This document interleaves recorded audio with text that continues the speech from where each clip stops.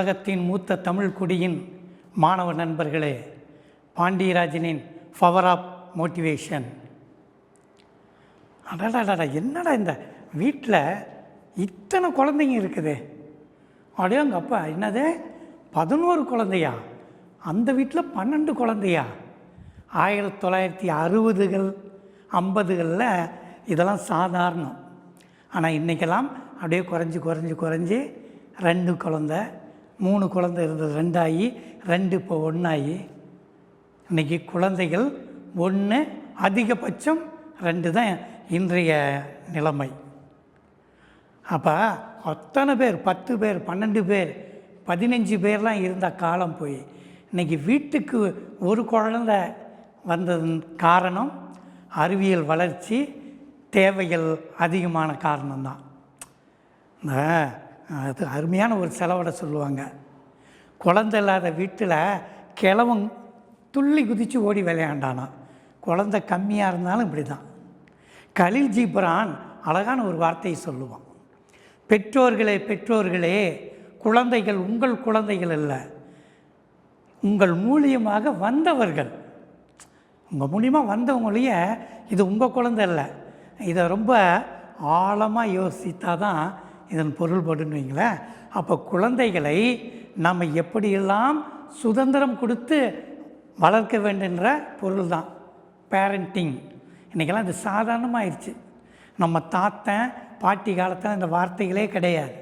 8 குழந்தை 9 குழந்தை இருந்த காலத்தில் பெற்றோர்கள் வளர்ப்பு, குழந்தைகள் வளர்ப்பு அப்படின்ற புஸ்தகமும் கிடையாது, வகுப்புகளும் கிடையாது. யாருமே யாருக்கும் சொல்லித்தர மாட்டாங்க. குழந்தைகள் தானாக வளர்ந்தது. இன்றைக்கி குழந்தைகளை நம்ம வளர்க்குறோம், பாசத்தால் வளர்க்குறோம் நினச்சிட்டு கண்டிப்பாக வளர்ந்துட்டுருக்குறோம். நம்ம மிருக காட்சி சாலையில் வளர்த்துற மாதிரி தான். யோசித்து பார்த்தீங்கன்னா திணிப்பு, பெற்றோருடைய திணிப்பு. நான் இப்படி ஆகலை, நீ இப்படி ஆகு, நான் இப்படிலாம் இருக்கிறேன், இந்த துறைக்கு வா. குழந்தைகளை நம்ம யோசிக்கவே விடுறதில்லை. பெற்றோர்களே, உங்கள் குழந்தைகளை நீங்கள் எப்படி வளர்த்துறீங்க? குரங்கு குட்டியாக வளர்த்துறீங்களா, பூனை குட்டியாக வளர்த்துறீங்களான்ற ஒரு கேள்வியை கேட்டு பாருங்களேன். குரங்கை கவனித்து பாருங்கள்.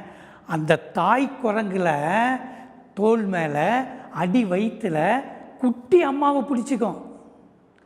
இது தாய் குரங்கு இந்த மரத்தில் இந்த மரம், இந்த மரத்தில் அந்த மரம், உயரம் கீழே தாவிக்கிட்டே இருக்கும். ஆனால் தன்னுடைய குட்டியை பிடிக்காது.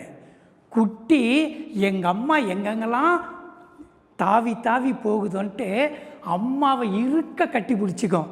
அடி வயிற்றில் தோல் மேலே கிடைக்கிற இடத்துல. தாய் கவலையே படாது. நீ விழாமல் இருக்கணுமா, என்னையை பிடிச்சிக்க, கவனம் பூரா என் மேலே வை, உனக்கு திறமை இருக்குன்னு குரங்கு தன்னுடைய குட்டியை குழந்தையிலே வளர்க்குது. ஆனால் இன்றைக்கி பெரும்பாலும் பெற்றோர்கள் பூனை குட்டியை தாங்க வளர்த்தணும். பூனையை கவனித்து பாருங்களேன். குட்டி போட்டோன்னே அதால் உயரமான இடத்துல ஏற முடியாது, கீழே பள்ளத்தில் தாவ முடியாது. அப்போ தாய் ஒடியாந்து தன்னுடைய குட்டியை கவ்வி கொண்டு போய் பாதுகாப்பாக ஒரு இடத்துல போகும். குட்டி இப்படியே இருக்கும், தாய் கவ்விட்டு போகும், குட்டியை செயல்படுத்த விடாது. இப்படியே வளர்றது தான் கொஞ்ச காலத்துக்கு அது சோம்பேறியாக தான் இருக்கும்.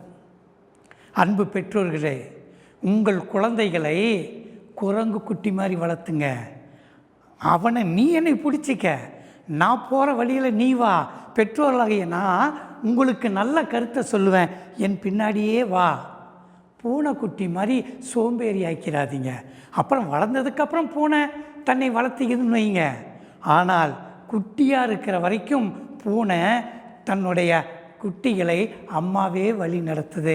இன்றைக்கி 100க்கு 90 பெற்றோர்கள் உங்கள் குழந்தைகளை பூனைக்குட்டியாக தான் வளர்த்துறீங்க. அந்த குழந்தைக்கும் அறிவு இருக்குது, ஆற்றல் இருக்குன்ட்டு அதை சொல்லி தன்னிச்சையை வளர்த்த கற்றுங்க. பகுத்தறிவை பயன்படுத்துங்க. உங்களுக்கு வரக்கூடிய தடைகளை உடைங்க. தன்னம்பிக்கையை விதை.